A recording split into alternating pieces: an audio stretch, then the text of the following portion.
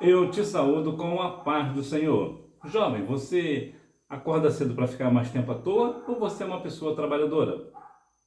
E se falando de trabalho, o trabalho foi feito, foi criado por causa de uma punição pelo pecado? E o que a princesa Isabel tem a ver com a lição de hoje? A propósito, você lembra do nome completo da princesa Isabel? Eu vou falar aqui para você e eu também vou te falar as respostas da hora da revisão. Esta é a lição número 8 da classe de jovens. A realidade bíblica do trabalho. Para esta lição, os hinos sugeridos são o 115, 409 e o número 600. Texto principal. Tudo quanto te vier a mão para fazer, faze-o conforme as tuas forças, porque na sepultura por onde tu vais, não há obra, nem indústria, nem ciência, nem sabedoria alguma. Eclesiastes capítulo 9, versículo 10. Para começar, é interessante observarmos que esse texto muitas pessoas estão usando para dizer que a alma dorme, que a alma está descansando quando nós morremos, o que não é verdade.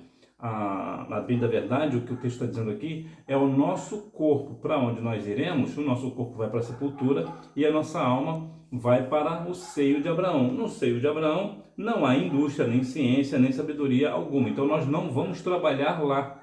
Nós não podemos trabalhar lá no seio de Abraão. E as pessoas que não têm Jesus no coração, que vão para o lugar de tormento, lá também não tem indústria e nem ciência. Mas isso não quer dizer que a alma esteja dormindo. Na verdade, a alma estará consciente do que está acontecendo. Lembra sobre aquele texto da parábola do homem que foi levado para o lugar de tormento? Ele tinha 5 irmãos. Ele pediu para que o Senhor falasse aos seus irmãos. E Jesus disse o quê? Você tem os profetas, ouve os profetas, né? Os irmãos ouvem os profetas. Ou seja, aquela pessoa morreu e foi para o lugar de tormento. Ele estava vivo, a alma estava consciente, a alma estava acordada. Portanto, é mentira quando dizem que a alma ela dorme, ela está descansando. Isso não é verdade. Resumo da lição. O trabalho foi projetado por Deus para que desenvolvamos nossos talentos e o sirvamos por meio deles. Os objetivos desta aula é mostrar a perspectiva bíblica do trabalho, saber qual é a relevância do trabalho e ressaltar alguns conselhos importantes a respeito do trabalho. Introdução. A palavra trabalho, ao longo da história, ganhou o significado de uma atividade punitiva e desgastante para o ser humano, algo com que somos obrigados a conviver sob pena de não poder nos sustentar ou suprir as nossas necessidades. Na bem da verdade, quando nós observamos bem a questão do trabalho, o trabalho é sempre usado como uma forma punitiva. No entanto, nós somos feitos para a produção, para produzir. Muitas vezes, inclusive as pessoas com mais idade, elas se sentem tristes justamente por não conseguir trabalhar por alguma deficiência, alguma dificuldade no decorrer da vida, estar com o corpo cansado e tal. No entanto, o trabalho é mais visto como uma forma de punição. Como isso funciona? Você tem que trabalhar, você é obrigado a trabalhar, porque isso é uma punição. O trabalho não deve ser uma punição. Não, nós não devemos olhar por essa perspectiva. Na verdade, o trabalho ele é uma bênção. Por exemplo, quando você vai para a escola bíblica dominical e você está estudando a revista da escola bíblica dominical, você está trabalhando, na verdade. Quando você está lendo a palavra, meditando na palavra, estudando a palavra, você está trabalhando. Por quê? Porque o estudante também é tido como uma profissão. Então, quando você está estudando a palavra, também é uma forma de trabalho. Quando você, por exemplo, fala para o seu vizinho sobre a questão bíblica, algo bíblico, você evangeliza, a evangelização é um trabalho. Então, o trabalho não é uma punição, o trabalho ele é uma bênção. Quantas pessoas hoje gostariam de estar trabalhando e não podem, porque está desempregado, ou não é qualificado, ou tem alguma deficiência que o impede, e isso o entristece profundamente. Por quê? Porque o trabalho não é uma punição. O trabalho ele é uma bênção. A perspectiva bíblica do trabalho. O trabalho antes da queda. A história da criação nos apresenta o trabalho como uma ocupação dada para o homem pelo próprio Deus. E tomou o Senhor Deus o homem e o pôs no jardim do Éden para o lavrar e guardar. Desde o início, houve trabalho. Assim, quando Deus colocou Adão no jardim, ele o disse para fazer o quê? Lavrar. Lavrar vem de lavoura, ou seja, ele precisava plantar, colher, isso é o trabalho. E também guardar o jardim, né? Tomar conta do jardim. Isso também é um trabalho. Portanto, o trabalho ele não foi instituído por uma punição. Antes mesmo do pecado já existia o trabalho. O que aconteceu foi que depois do pecado houve uma consequência pela questão do trabalho que já eu vou falar para você. Portanto, o trabalho já veio antes da queda. O Senhor colocou para lavrar e guardar. Inclusive, é dito, né, que o agricultor é a profissão mais antiga do mundo. Por quê? Porque foi a primeira profissão de Adão. E se falando sobre agricultura, você vê que a agricultura é um trabalho bem pesado. É tão pesado que existem máquinas bem pesadas para fazer o trabalho. Lembra da questão do arado? Inclusive tem uma música bonita do Grupo Logos, né? Quem tem posto a mão no arado. Não vou cantar não, porque eu cantando só Jesus. Inclusive, é uma música bonita, que inclusive, curiosamente, foi escrita por um cientista, né? Agora saudoso pastor Adalto Lourenço. Adalto Lourenço nos deixou no último dia 18, né? 18 de abril, ele partiu para a eternidade aos 65 anos. Ele era cientista, físico, pastor, matemático também, escritor e compôs Mãos no Arado do Grupo Logos. E esse arado, ele é justamente feito na agricultura, né? Ele é usado na agricultura. Note que muitas vezes as pessoas têm essa tendência de falar da agricultura, de dizer isso ou dizer aquilo na questão sustentável. Bom, na bem da verdade, o alimento sustentável ele não é sustentável. Pode parecer até ironia, mas é verdade. Essa questão, por exemplo, da questão vegetal, por exemplo, pessoas vegetarianas, e aqui eu não vou falar contra a questão de quem é vegetariano, até porque tem base bíblica, né? Na verdade, até tem uma base bíblica lá no livro de Daniel, né? Daniel fala ali sobre a questão de comer somente legumes, né? E estavam melhores do que os demais. Mas a ideia de fazer um alimento orgânico, né, 100% saudável, o que não é ruim, é bom. Entretanto, ele sozinho ele não consegue manter a humanidade de pé. Por que não? Porque não dá vazão. É muita coisa. E é por isso que nós comemos arroz e feijão, por exemplo, e carne, né? Qual o crente que não gosta de um churrasco, né? Sejamos razoáveis, né? É difícil, né? É difícil um cristão não gostar. Eu até que a velha piadinha, né? Tá na carne, né, varão? Tá na carne, né, varoa? Quando está comendo um churrasco. Mas aqui para fechar essa questão somente para ficar claro, em hipótese alguma podemos crer que o trabalho foi uma maldição antes do pecado. Então não veja o seu trabalho como maldição, não é maldição. Trabalhar é uma bênção, independente do trabalho que você fizer. Existem pessoas, alguns trabalhos que são mais qualificados, são mais financeiramente, economicamente melhores, entretanto, todo trabalho é extremamente importante. O trabalho depois da queda. Dessa forma, o trabalho humano continuaria, mas ele seria mais difícil. Maldita é a terra por causa de ti. Com dor comerás dela todos os dias da tua vida. Espinhos e cardos também se produzirá, e comerás a erva do campo. No suor do teu rosto comerás o teu pão, até que te tornes a terra, porque dela foste tomado, porquanto és pó, e ao pó tornarás. Sobre a questão que eu falei do trabalho, o trabalho não é uma maldição ou uma punição por causa do pecado, mas a questão que veio depois do pecado está aqui. Depois do pecado, o trabalho ficou mais pesado, mais árduo. É difícil assim quantificar, porque nós não estávamos lá no Éden, mas para nós entendermos melhor, a gente ter uma noção melhor. Imagina que você faz um determinado trabalho, talvez em 1 hora, por exemplo. Você escolhe o trabalho que você quiser e hoje você faz esse trabalho com 1 hora, para a gente ter uma ideia, e você vai gastar algumas calorias e vai ficar bem cansado. Se fosse no Jardim do Éden, você faria em menos tempo e não ficaria cansado. A ideia é mais ou menos essa. Existia o trabalho lá no Éden antes do pecado. Existia até talvez até aconteceria um cansaço, que eu acho pouco provável. Mas depois da queda é que veio a questão. É por isso, inclusive, que Eva foi punida com o quê? Com dores de parto. Note que Deus fala que multiplicarei as suas dores de parto. Então era muito possível que, se Adão e Eva não tivessem caído, eles teriam filhos, mas talvez ela não sentisse dor. E por que eu digo que não sentisse dor? Algumas pessoas vão dizer, mas é impossível multiplicar uma dor do nada. Que a Bíblia diz que Deus que multiplicaria. Só pode multiplicar se tiver alguma coisa. Matematicamente eu concordo com você. Entretanto, até hoje há alguns casos raros de pessoas que dão à luz e não sentem dor.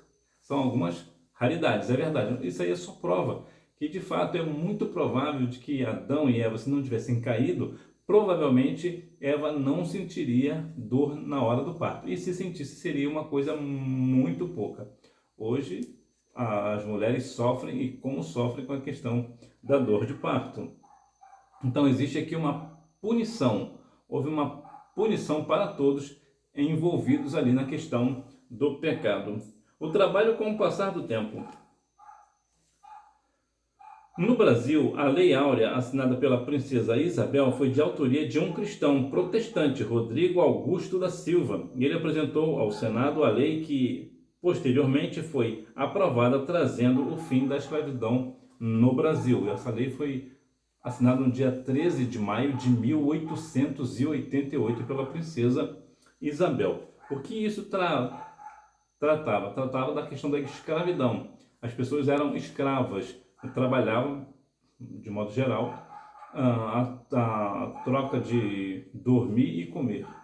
Então era uma questão muito difícil. Vemos até hoje aqui, inclusive aqui no Brasil, infelizmente, algumas situações de pessoas que estão vivendo na mesma época de uma situação de escravidão, estão sendo escravas, trabalham em empresas de vários segmentos, mas que na verdade estão sendo escravizadas. Aí geralmente as autoridades competentes conseguem, por denúncia, né, encontrar essas pessoas por denúncia, chega lá e fecha a empresa, e aí a pessoa responsável acaba tendo que pagar essas pessoas o que lhe é devido. Por quê? Porque não existe escravidão no Brasil por causa dessa lei áurea. A escravidão é algo que até na questão do pecado, ela fala, é ruim. A escravidão é sempre ruim, independente das circunstâncias. A corrente da escravidão ela precisa ser quebrada, inclusive na questão do pecado, inclusive na questão da preguiça, né? Alguns jovens hoje vivem uma vida de preguiça, tem que arrebentar essa corrente da preguiça aí e levantar e trabalhar. A relevância do trabalho fortalece o nosso testemunho. É certo que ser um bom profissional passa pelo processo de aprendizado e dedicação. Uma pessoa pode ser bem instruída, mas se não for dedicada à sua ciência, jamais se desenvolverá. Quando você tem habilidade para alguma coisa, talento para fazer algo, facilita e facilita muito. E eu vou falar uma coisa para você que eu acho muito importante que você entenda. É possível que talvez você sonhe em ser um advogado, um médico, né, um arquiteto, ou seja o que for. Entretanto, é mais importante a sua dedicação do que a sua profissão. Eu vou te falar algo mais prático. É melhor você ser um excelente vendedor de laranjas do que um péssimo médico. Então, quando tu sabe de alguma habilidade que você tem, e você começa a desenvolver, se dedicar, tem um aprendizado? Claro que tem um aprendizado, você precisa se profissionalizar naquilo. Quando você se profissionaliza e existe uma dedicação, aí sim você vai conseguir desenvolver. mas se você tiver habilidade, você é uma pessoa muito habilidosa, você sabe fazer, mas se você não tem uma dedicação àquele trabalho, àquela atividade, com o tempo você vai se perder. E aí você, depois, dependendo das circunstâncias, você até acaba aí a questão da perdendo a habilidade, né? Com o tempo, quando não se faz algo durante muito tempo, você acaba esquecendo aquela habilidade. E aqui cabe também a questão do testemunho. Quando você está numa empresa, você é uma pessoa cristã, as pessoas sabem que você é uma pessoa cristã, e você tem dedicação ao trabalho, e você faz o que tem que ser feito, as coisas ficam melhores, porque você dá testemunho, as pessoas falam, olha, essa pessoa aqui é cristã, e é o melhor funcionário que eu tenho, é um dos melhores funcionários que eu tenho, eu preciso promover alguém, quando eu for promover ele, é uma das pessoas que eu vou promover, porque ele é uma pessoa que trabalha com muita dedicação, com muita excelência, e isso acaba trazendo o quê? Um testemunho para a questão do cristianismo, porque infelizmente hoje vemos pessoas reclamando e reclamando muito de pessoas cristãs que não dão testemunho no trabalho de ser bom profissional. Então nós devemos ter dedicação ao nosso trabalho. Jesus e Paulo. O Messias é descrito como um homem de dores, experimentado nos trabalhos.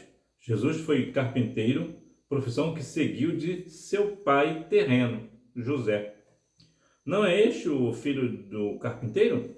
Jesus tinha uma vida laborativa, ou seja, uma vida trabalhosa. Paulo era um missionário fazedor de tendas, ou seja, fazia de sua profissão um meio para se sustentar e falar de Jesus onde estivesse.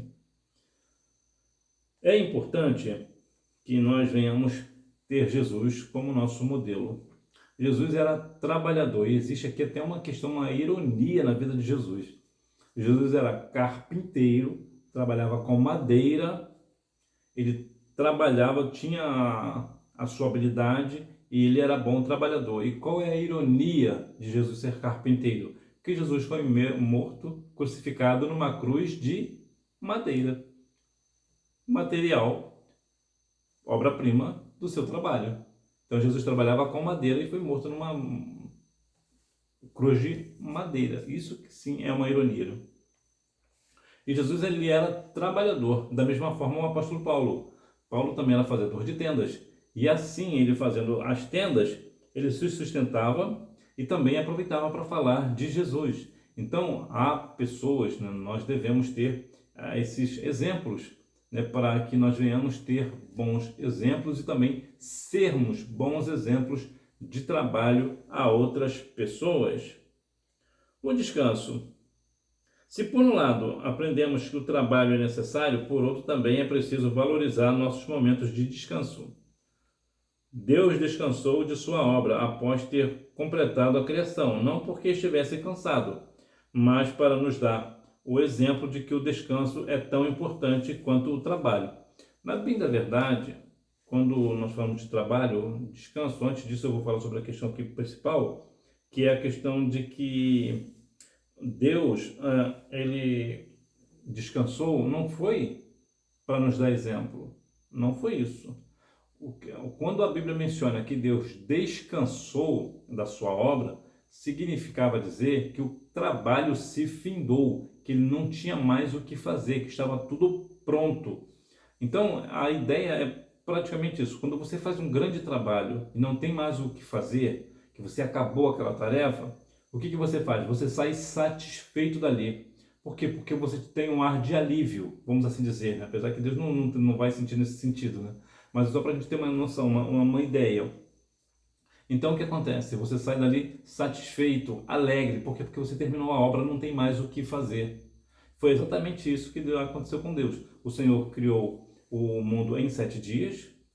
E o que aconteceu? Ele descansou da sua obra. Por quê? Porque ele não ia fazer mais o mundo. O mundo acabou, ele tinha acabado de fazer. Então não tinha mais o que fazer. Então ele descansou. E aqui, mais uma vez, não é descanso de, Deus foi lá dormir. Não. Foi a questão de ter prazer de ter feito, de ter terminado, ter findado, e não para dar exemplo. A questão do descanso, Deus não se cansa. Deus não se cansa, por isso ele não precisa de descansar. Entretanto, há um descanso para nós. Nós precisamos do descanso. O descanso ele é necessário. Uma vez eu trabalhei numa empresa e por questões da empresa eu precisei trabalhar 30 dias de segunda a segunda. E foi bem difícil, foi bem puxado. E a escala de trabalho não era uma escala direta. Eu lembro que no primeiro dia de trabalho eu peguei das 8 da manhã, às 8 da manhã e fui até às 11 da noite. Depois aconteceu de pegar, por exemplo, no dia seguinte eu pegar às 6 da manhã, ou melhor, pegar 2 horas da tarde, largar meia-noite, no dia seguinte pegar às 6 da manhã. E foi assim durante 30 dias. 30 dias. Então, existe esse ponto de que há alguns casos específicos, como foi o meu caso, eu trabalhei 30 dias de segunda a segunda sem folga, direto. Então, claro, existe uma questão trabalhista, existe isso, existe aquilo. A empresa, claro, foi correta comigo, né? Eu trabalhei, eu ganhei na questão do 100%, por exemplo, como não tem folga, você ganha 100%, né? Tem isso também. Então, veja que aqui, depois disso, depois que as coisas normalizaram, aí sim veio a escala. Eu tinha pelo menos uma folga na semana. Ou seja, era o meu momento do meu descanso. O descanso ele é necessário. Talvez agora que você é jovem, talvez você não sinta muito, né, a necessidade de descansar. Entretanto, no decorrer do tempo, nós observamos que nós começamos a ficar mais cansados, começamos a produzir menos. Então é importante que você descanse e se porventura você é o chefe, você também precisa dar descanso às pessoas, aos seus trabalhadores. Conselhos a respeito do trabalho. Não use a fé para deixar de trabalhar. Um dos maiores erros que um cristão pode fazer é deixar de trabalhar na vida secular para se colocar como um peso para os seus irmãos. É uma questão bem difícil e, para mim, na verdade, pelo que eu vejo, é impossível de implantar isso na igreja brasileira. Por que eu digo isso? Aqui cabe o seguinte: quantas pessoas hoje estão deixando de trabalhar para viver da obra? Bom, o cristão não vive da obra, o cristão vive para a obra, é diferente. Por exemplo, eu vou abrir aqui um leque, vou abrir aqui um ponto. Por exemplo, você é um pregador da palavra, vamos assim dizer, ou um professor da escola dominical. Aí você é convidado por uma igreja a fazer uma palestra, trazer um tema específico. E a igreja vai cobrar da pessoa que estiver ali. A pessoa para entrar, vamos dar um valor aqui simbólico, R$ 20. Vamos botar aqui um número, um valor simbólico, R$ 10, independente. Então a igreja está cobrando para a pessoa entrar para assistir a tua palestra. Nesse caso, eu concordo de você receber um valor, né, uma oferta ali, porque já que as pessoas estão pagando a igreja também precisa repassar uma parte para você. Isso eu concordo. Agora, se você é um pregador da palavra, se você é um ensinador e você é convidado para pregar ou para ensinar numa igreja e a igreja não vai cobrar nada de quem for te ouvir, então não é justo você ganhar oferta. Não é justo você ganhar, porque ali você está apenas ensinando a palavra, pregando a palavra. Eu digo o apenas não é ironizando ou desfazendo do pregar ou ensinar a palavra. O que eu estou dizendo é que é um trabalho que é prazeroso de fazer. Você tem vocação para aquele negócio. Então você não deve se valer da fé para colocar a mão no bolso dos outros, no bolso do irmão e da irmã. Isso aí de maneira nenhuma. Isso aí quem faz isso é errado. E no Brasil existe aos montes, né? Aqui, infelizmente, no Brasil temos pastores, né? Pastores de convenção, pastores da Assembleia de Deus, que andam até em carro importado com dinheiro do povo, né? Isso é antibíblico, isso aí está fora. Então, as pessoas precisam compreender que uma vez que você tem um outro ponto também, né? Sobre a questão de você não cobrar. Existe um outro ponto. Você foi chamado para pregar ou ensinar, dar uma palestra num lugar um pouco mais distante. Então, independente se você trabalha ou não no secular, eu sou de acordo da igreja custear a sua passagem de ida e volta E se for o caso de ficar numa pousada ou num hotel, eu também sou a favor que a igreja entra com uma questão de pagar você nesse sentido de custear o seu hotel e a sua passagem. Ou se for o caso, se você for de carro, pagar o seu combustível. Eu também sou de acordo. Então veja, o que eu não sou de acordo é a pessoa que, porque é pastor, porque é pregador, porque é ensinador da palavra, todo lugar que ele vai, ele cobra um valor específico. Aí, de maneira nenhuma. No Brasil, por exemplo, vemos pessoas, né, pastores que cobram uma fortuna, quase um valor de um carro para pregar 40 minutos. E isso aí é algo antibíblico, não tem esse negócio. Muitas vezes as pessoas usam até textos fora do contexto para pautar esse segmento de receber para pregar a palavra. Não, isso aí é antibíblico. Isso para mim não tem base. Isso aí para mim, se você conhece uma base para isso aí, você deixa aí nos comentários. Que eu, particularmente, eu não sou a favor do pregador ou do ensinador receber valores para pregar a palavra, salvo quando a igreja cobra um valor dessa pessoa, ou quando é um encontro de casais, por exemplo, vai fazer num clube, por exemplo, ou num outro lugar, então as pessoas vão ter que pagar para entrar, para assistir a sua palestra, só de acordo com que você receba uma parte desse valor, que as pessoas estão pagando para entrar, eu sou a favor. Ou que você vai pregar num outro lugar, numa cidade distante da sua, então, mesmo você trabalhando numa empresa secular, eu sou de acordo que a igreja pague aí o seu combustível, a sua hospedagem, a sua passagem, isso aí eu sou de acordo. Agora, pagar para pregar, pagar para ensinar, aí não. No caso, receber, né? Aí não. Trabalhe como para o Senhor. Certamente havia na igreja pessoas mais abastadas que tinham escravos e que, por serem cristãos, deveriam ser ensinados que não poderiam usar sua posição para destratar aqueles que o serviam.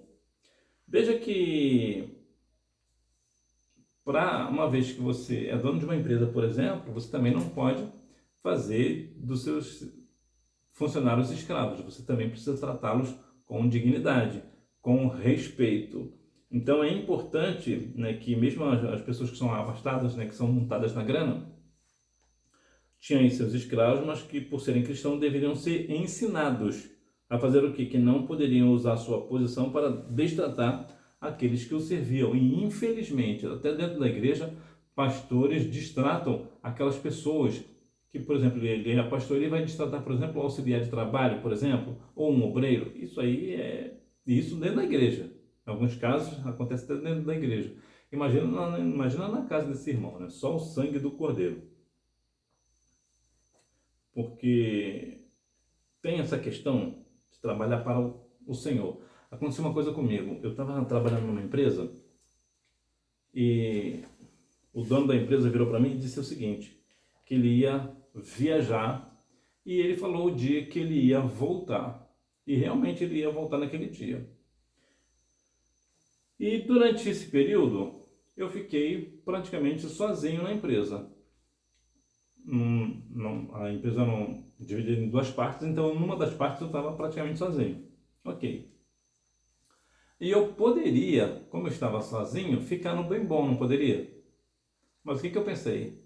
Não, eu preciso trabalhar como se eu fosse para Deus. Eu estou aqui para trabalhar.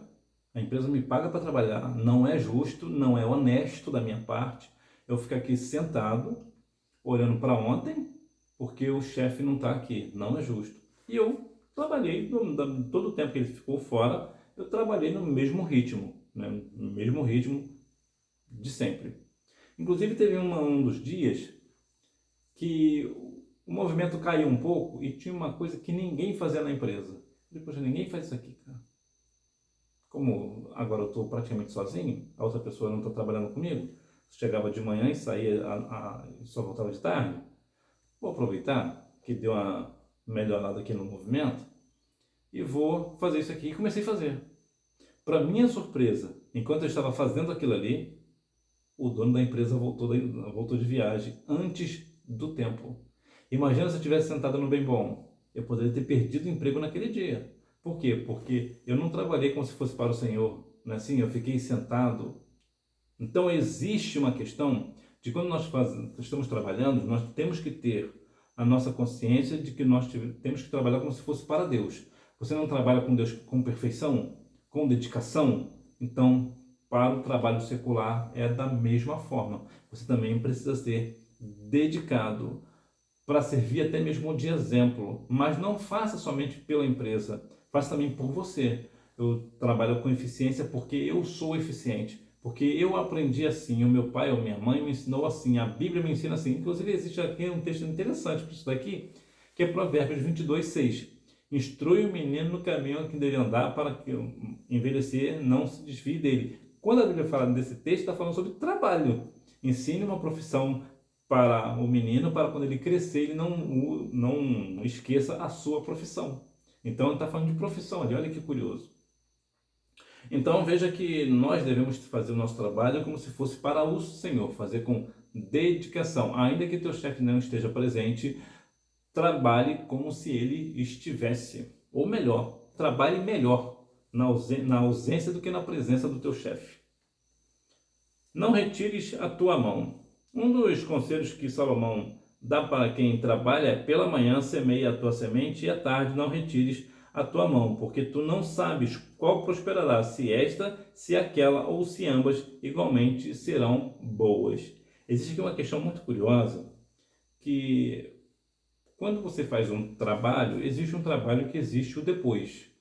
Você começa a fazer um trabalho e existe um processo, que não é começou e terminou. Demora um pouquinho. Na agricultura, por exemplo, a pessoa planta e demora um pouquinho para aquela semente germinar. E nem sempre nós não sabemos qual que vai germinar. Se uma, outra, ambas ou nenhuma. Então, o que acontece? Quando nós plantamos, nós continuamos cuidando da agricultura, da semente, onde foi plantada. Aquela terra nós começamos e tira um mato daqui, e tira um inseto dali. Ou seja, nós continuamos cuidando antes que a semente brote. No trabalho também é assim. Por exemplo, uma questão que eu usava muito era o seguinte: trabalhe enquanto espera. Se você está fazendo alguma coisa e aquilo vai demorar um pouquinho, aproveita esse pouquinho e vai fazer outra coisa. O trabalho rende muito mais. Outra questão do trabalho importante é o que chamam de hortaliças. Hortaliças é só uma forma de uma linguagem figurada. Essa hortaliça é aquilo que ninguém quer fazer. Aquele trabalho chato. Você tem lá no seu trabalho alguma coisa que ninguém gosta de fazer, né? Algo chato de fazer. Então, seja o primeiro a fazer. Faça aquilo primeiro. Porque depois que você fazer aquela parte chata primeiro, o trabalho vai fluir melhor. Mas o que nós costumamos fazer? Nós costumamos fazer o seguinte: nós primeiro fazemos as coisas mais fáceis e depois vamos para mais difícil no trabalho. Nós devemos fazer o contrário. Fazemos primeiro o difícil e depois vamos ficar no bem bom, né? Vamos fazer o fácil. Então, existe muito essa dinâmica e a dinâmica também, como eu já falei, de trabalhar enquanto espera. Enquanto você faz uma coisa, faz outra. Por exemplo, você vai fazer um café de manhã. A água vai demorar para ferver, não vai? Então, enquanto vai, como é que fala? A água vai ferver, você pode preparar o pão, ou seja o que for que você come de manhã, tapioca, por exemplo, cuscuz. Então, o que você faz? Tu já prepara o cuscuz, já prepara a tapioca, já prepara o pão. Quando você passar o café, o cuscuz, o pão ou a tapioca já está pronto. Ou seja, você trabalhou enquanto esperava. Isso também reduz muito o tempo e você fica muito mais produtivo. Agora, hoje, na dinâmica de hoje, uma coisa que você deve fazer, se você estiver trabalhando, isso aqui é crucial, vai fazer toda a diferença. Não use celular. Deixe o celular guardado lá dentro do teu armário ou em outro lugar. Não use. Larga ele para lá. Desliga ele. O celular ele tira extremamente a atenção do trabalhador. Nós ficamos muito fissurados na questão do celular e mídias sociais e redes sociais e ver vídeos aqui e vídeos lá. Mas no seu horário de trabalho você está ali para trabalhar e não para ficar mexendo com o celular. Então, se você deixar o celular de lado, você vai produzir mais. E o que acontece?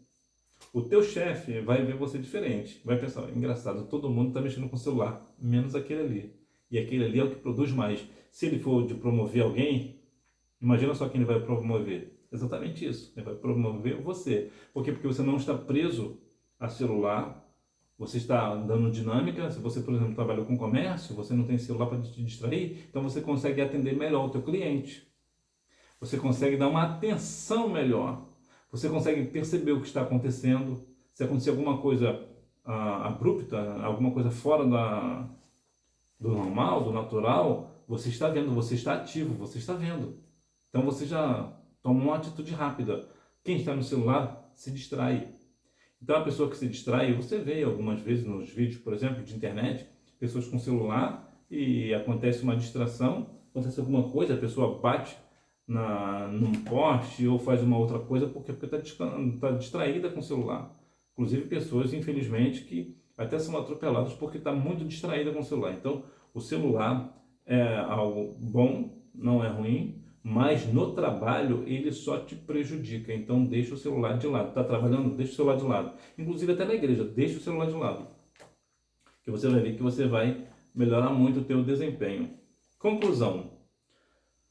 O trabalho é onde passamos ou passaremos a maior parte do nosso tempo, mais tempo até do que com nossas próprias famílias. Isso aqui é uma questão muito importante de observar, que você vai ficar mais tempo no trabalho do que em casa, exceto algumas exceções, né?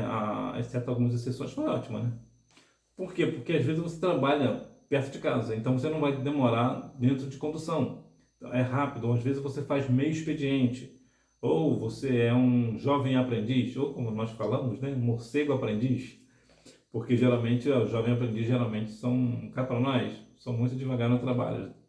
Trabalhei com alguns que me tirava o sono, tinha que trabalhar por mim, por eles, com exceção de alguns, né? Alguns eram muito bons de trabalho. Inclusive eu trabalhei com um casal de um jovem aprendiz, eram primos, eu acho, e eles eram muito bons de trabalho, muito bom mesmo. Mas era a exceção, só foram eles dois mesmo, os outros demais, só o sangue do cordeiro. Então, talvez você faça um expediente, ou ajude seu pai ou a sua mãe numa tarefa específica no trabalho dele ou dela. Mas, de modo geral, nós ficamos mais tempo no trabalho do que em casa. É por isso, inclusive, que talvez você tenha mais experiência com seus amigos do trabalho do que com seus irmãos. Porque fica mais tempo lá. Então, se você está nesse sentido de ficar mais tempo no trabalho, haja dedicação, cuide daquilo que é a sua tarefa, faça como se estivesse fazendo para o Senhor. E lembrando que o trabalho não é uma punição, o trabalho ele é uma bênção. Eu te falei sobre a questão da princesa Isabel. A princesa Isabel, que cá para nós, né, beleza não tinha muito. Não sei por que chamava de princesa, né? Mas em todos os casos. O nome dela completo era Isabel, né? Isabel Cristina Leopoldina Augusta Micaela Gabriela Rafaela Gonzaga de Bragança e Bourbon. Que nome, né? O nome do pai dela nem é maior. Hora da revisão. Número 1. A história da criação nos apresenta o trabalho como uma ocupação dada para o homem pelo próprio Deus. Gênesis 2,15. Número 2. Em hipótese alguma podemos crer que o trabalho foi uma maldição antes do pecado, pois foi Deus que posicionou o homem para essas finalidades e isso não teve relação alguma com uma prática pecaminosa. Uma questão que me fez lembrar, para provar para você que o trabalho não é uma punição pelo pecado, duas questões. Primeiro, o trabalho veio lá no Jardim do Éden, antes da queda, o que já prova que não tem nenhum vínculo com o pecado. E qual é a segunda questão? Jesus trabalhava. Se o trabalho fosse questão do pecado, Jesus não podia trabalhar. Por quê? Porque Jesus nunca pecou. Então, isso aqui é só para a gente ter aqui uma orientação melhor, uma questão legal, para você realmente ver que o trabalho é algo da parte de Deus. Jesus até falou, me convém tratar dos negócios do meu Pai. Então ali, ele estava ali na questão espiritual, que também Jesus trabalhava lá na carpintaria, ele tinha o seu trabalho, a sua profissão, o seu ofício, mas ele também tratava dos negócios do Pai na questão espiritual. O que isso traz para nós? Que nós devemos trabalhar tanto no material, né, ter a nossa profissão, como também no espiritual. Número 3. Após a queda, com o pecado no mundo, o trabalho se tornou mais difícil. Número 4. John Wesley, John Newton e Wilberforce. Número 5. Jesus e Paulo. Que Deus e Cristo continue abençoando a sua vida. Eu me lembrei agora de uma vez que eu estava numa reunião de jovens lá da minha igreja, né? Eu estava lá na sede. Nessa época eu trabalhava nessa empresa que eu fiquei sozinho, né? Que eu contei o caso é que o chefe foi viajar e voltou antes do tempo. E eu trabalhava nessa empresa e nessa época teve uma reunião de jovens. E eu, claro, né, estava lá firme e forte. Duas coisas que eu sempre gostei muito foi de ensaio e de reunião. Sempre gostei muito. Até hoje eu gosto muito desse negócio. Acho que não é nem gostar, acho que é a necessidade, né? Porque eu vou cantando só o sangue do cordeiro. Então tem que ensaiar muito para não ficar muito ruim, né? Para não ficar muito ruim. E a questão da reunião é porque eu acho importante estar presente em questões de reunião, porque você pode e deve apoiar muito e você pode dar boas ideias. Então nessa questão, eu estava lá na reunião e o pastor falou o seguinte: essas meninas, vocês têm que ter cuidado. Vocês vão lá para o mundo para buscar rapazes para namorar. Tem tantos rapazes aqui, jovens bonitos que vocês podem namorar e ter família. Uma das jovens, que inclusive era filha do pastor, se levantou, é a filha de outro pastor, né? Se levantou e disse: ué, pastor, como é que nós vamos buscar jovens aqui na igreja se esses jovens da igreja não querem nada com trabalho? A gente tem que buscar lá no mundo mesmo. Lá no mundo o povo lá é trabalhador. Aqui só tem gente, só tem homem preguiçoso. Apesar de eu estar trabalhando, eu morri de vergonha. A minha vontade era de sair correndo, porque eu fiquei com vergonha pelos garotos. E hoje não é muito diferente. Você vê na questão de... O Jacó, né, que casou com Raquel, né? Eu tenho dificuldade com o negócio de nome. Mas você vai entender bem o caso. Jacó trabalhou 7 anos e 7 dias para se casar com com a Raquel. Só que aí o homem deu Lia. Então ele teve que trabalhar mais um tempo, né? Para se casar com a Rebeca, né? Eu sou muito ruim de nome, mas você vai entender a história. O importante é a história, não é os nomes, é a história. Então você vê, imagina você que é uma jovem e quer se casar. Já pensou se hoje fosse assim? Se o teu namorado tivesse que trabalhar com seu pai durante 7 anos para se casar com você, será que você se casaria? Infelizmente, dificilmente, né? Por quê? Porque os jovens de hoje não querem muito saber de trabalho. E é importante que o jovem, aqui principalmente o homem, né? O jovem, tenha essa postura de trabalho. Você precisa trabalhar. Ainda que tenha uma dificuldade no trabalho secular, no quesito de talvez você não tenha uma profissão, mas você precisa estar trabalhando, ou ainda que seja num comérciozinho perto da sua casa, mantenha-se em atividade. Por quê? Primeiro que quando você quiser namorar, as meninas vão começar a pensar, esse menino é trabalhador. É a primeira coisa que ela vai olhar. Agora, se você dorme até meio-dia, não ajuda seu pai, não ajuda sua mãe, não faz nada, o que as pessoas vão falar? Ah, isso aí é um preguiçoso. Eu não quero nada com esse homem, não. E talvez até pode ser um homem bonito, de boa aparência, mas não trabalha. Então, você que é um menino, um rapaz, você precisa se posicionar nesse negócio. Repreender essa preguiça. Provérbios capítulo 6, versículo 6 nos diz: vai ter com a formiga ao preguiçoso. Conheça o seu caminho e ser sábio. O apóstolo Paulo chegou a dizer, por exemplo, que eu trabalho de dia e de noite para não pesar o irmão. Então, nós que somos homens, nós devemos ter o nosso trabalho. Portanto, tenha o seu trabalho, trabalhe. Você não precisa, claro, se puder ganhar muito melhor, mas mesmo que você ganhe um salário, tá bom. O importante é que você trabalhe. Quando eu estava dando aula presencial, eu observava que da classe que eu tinha, só tinha uma jovem que trabalhava, uma menina, uma menina. Era a única que trabalhava. Os demais armavam bicos, mas como eram preguiçosos, isso eu posso falar, eram preguiçosos mesmo, eram, não são preguiçosos, não ficavam em trabalho nenhum. Por quê? Porque nenhuma empresa quer um homem ou uma mulher preguiçosa. A empresa não está ali para isso. Então, você conseguir um trabalho, trabalhe como se estivesse trabalhando para Deus. Trabalhe com dedicação. Tenha postura. trabalho, principalmente para você, homem. Você precisa se posicionar como homem, ter um trabalho, para que assim você também tenha uma família, até mesmo compre o teu celular novo, por exemplo, sem precisar de depender de pai e de mãe. Que Deus continue abençoando a sua vida. Esse finalzinho de aula assim, ficou meio pesado, né? Mas é porque, na verdade, eu quero que o meu desejo do meu coração é que você tenha prosperidade.